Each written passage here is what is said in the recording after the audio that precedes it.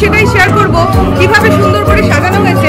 আমাদের এই ইভেন্টটা কিন্তু ম্যানেজ করেছে Chakraborty caterers and event management.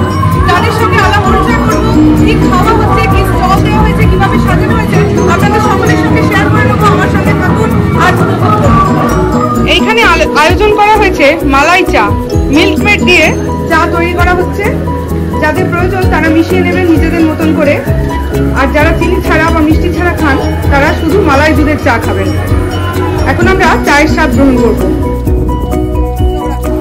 বলুন কেমন লাগছে আপনার এখানে দইয়ের গোল, কেমন হয়েছে স্বাদটা? ভালো হয়েছে, একদম গোল খেয়ে গেলাম, একদম গোল খেয়ে গেলাম।